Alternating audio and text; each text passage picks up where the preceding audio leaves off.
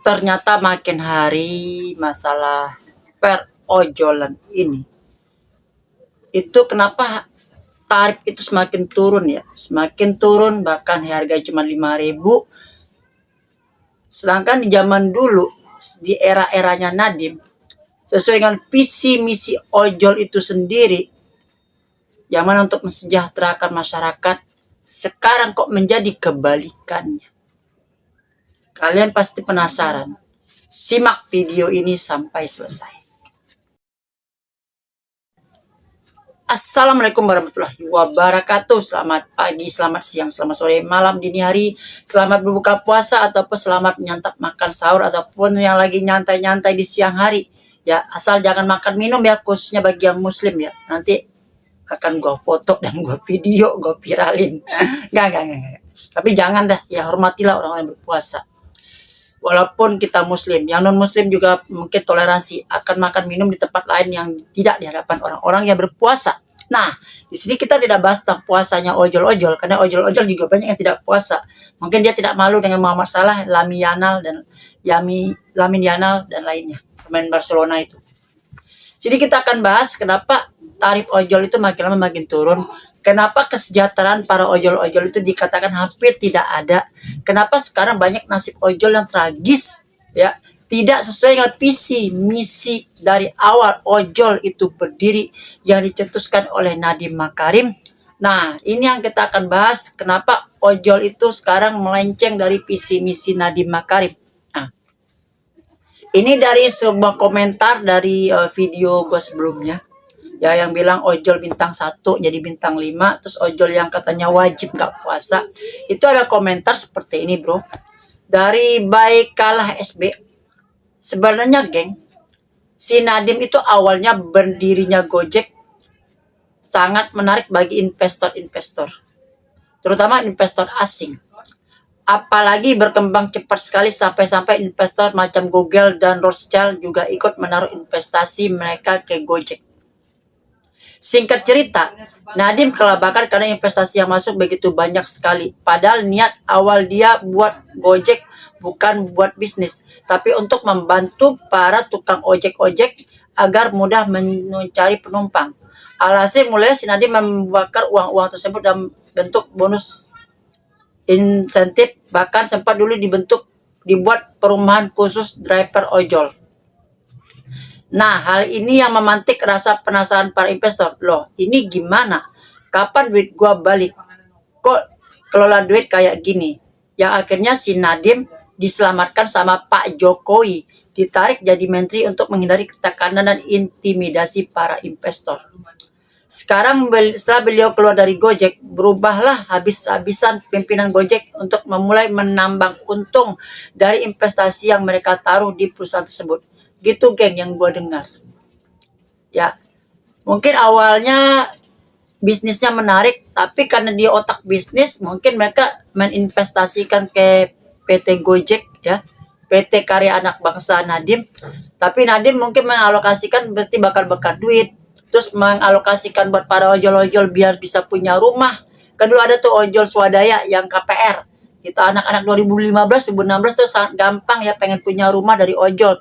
Di ACC langsung sama banknya. Beda sama sekarang. Jangan lu punya rumah, lu beli motor aja, dealer juga mikir-mikir kalau ojol yang beli. Ya, itu udah fakta. Beberapa tempat dealer tuh menolak untuk ojol yang mana dia lihat slip gajinya. Bahkan menyarankan si ojolnya untuk sewa molis saja. Takutnya nanti motor kamu ditarik. Begitu katanya. Ada yang mengalami hal itu, ada. Nah, dan juga ini, investor Grab Gotoh ketahuan pinjam uang 263 triliun buat ini. Ternyata bukan hanya Gojek, Grab juga minjam juga ke SoftBank Group.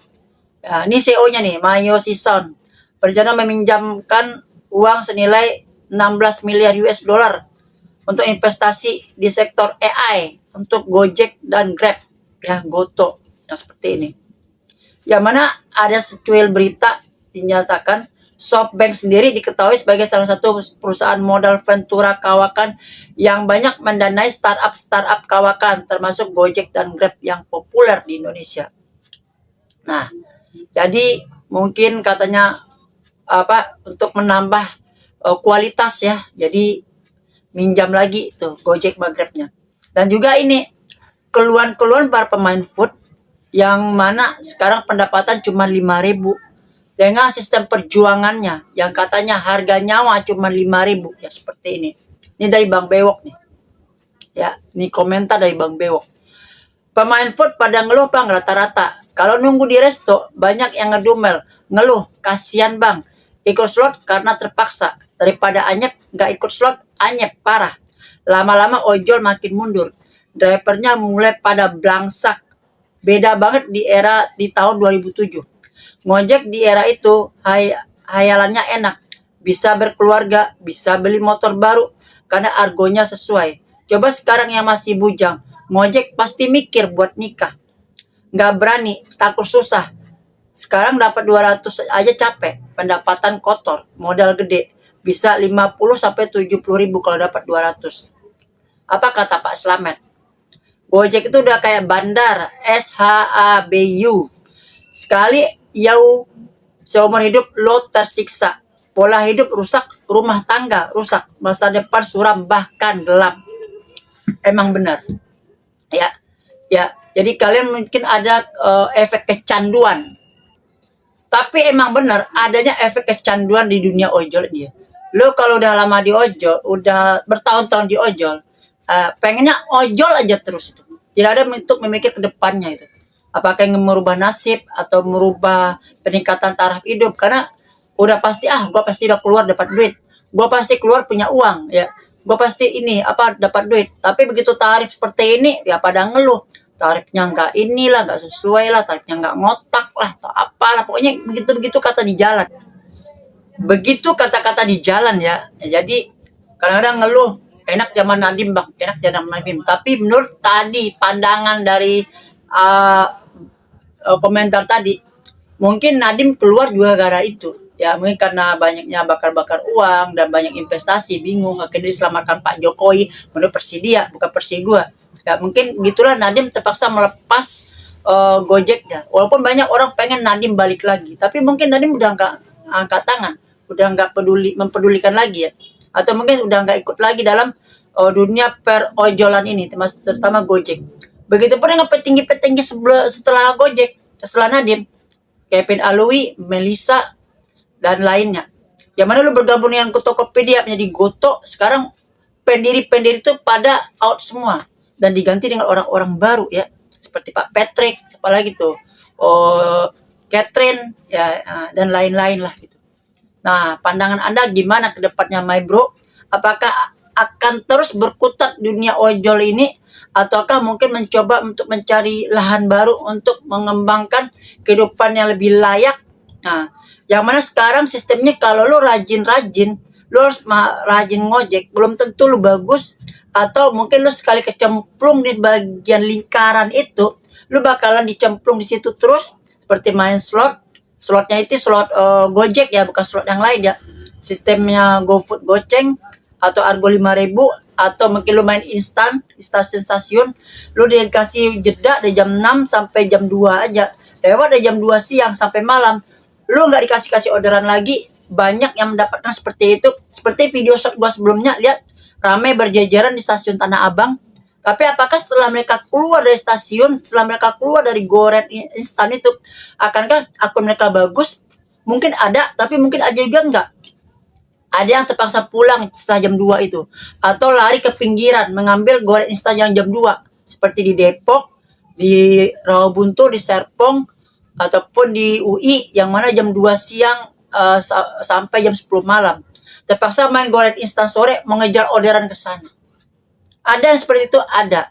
Ya, kenapa? Demi akunnya tertata biar dia dapat 10 pagi atau targetnya 10 malam dari goreng seperti itu. Ada seperti itu, ada bos. Ada.